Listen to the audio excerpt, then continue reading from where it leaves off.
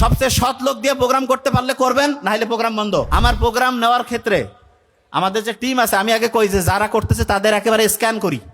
কোনো জায়গায় কোনো চোর বাটপার গুন্ডা বদমাশ থাকলে আমি যাবই না। সারাটা দেশ আমরা চেঞ্জ করতে পারি যদি আপনি যদি চেঞ্জ হয়ে যান, যে আমি সব বুঝবো রে বাবা, কে ভালো কে খারাপ, চোর বাটপারের সাথে কোনো খাতির রাখবো না।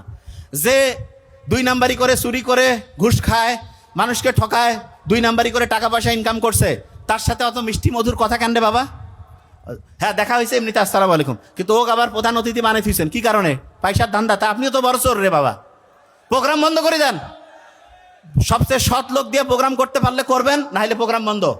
আমি যে কোনো প্রোগ্রামে যাওয়ার আগে কই যে আমার প্রোগ্রাম নেওয়ার ক্ষেত্রে আমাদের যে টিম আছে, আমি আগে কই যে যারা করতেছে তাদের একেবারে স্ক্যান করি।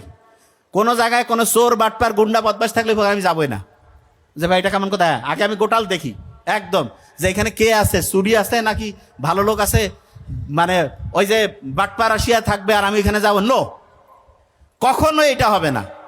ভালো লোকজন টাকা দিয়ে যদি সব কিনা যাইতো, তাহলে তো দুনিয়া ভালোর দাম কি? ভালো মানুষজন তো এইভাবে ধ্বংস হয়ে গেছে। একজন একটা 5 লাখ টাকা দিল, 10 লাখ টাকা দিল, যা ওর সাথে একটা কাজ করে দিল। কেন রে বাবা? এটা ভুলেও করা যাবে না। পড়াশোনা যারা করছেন, যারা সৎ লোক, পড়াশোনা করলে যে সৎ তা না, যারা সৎ তাদের একটা জিনিস মাথায় রাখতে হবে, আপনার সততার দাম সারা পৃথিবীর সব কিছুর চাইতে বেশি, সব কিছুর চাইতে বেশি। আমি বলতেছি, কখনোই এইটাকে নষ্ট করতে দিবেন না যে টাকা। আর আরেকটা জিনিস, অনেকে আছে না, একজন সফল হয়েছে না ব্যর্থ হয়েছে এটা মাপি টাকা দিয়া, যে আর টাকা বেশি। গন্ডু সুইপার আছে না, সুইপার খারাপ জিনিসটা আমি জাস্ট বোঝার জন্য বলতেছি। একটা হচ্ছে টয়লেট পরিষ্কার করলে 500 টাকা পায়, তা দিনে যদি সে 3টা বা 4টা পরিষ্কার করে 2000, মাসে 60,000। বিসিএস অফিসার প্রথমে ঢুকে পায় ধরেন 40,000, তার বিসিএস অফিসারের চাইতে তো ওইটাই ভালো, ঠিক না? টাকা দিয়ে যদি সবকিছু পরিমাপ করেন হবে, মোটেও এটা করবেন না।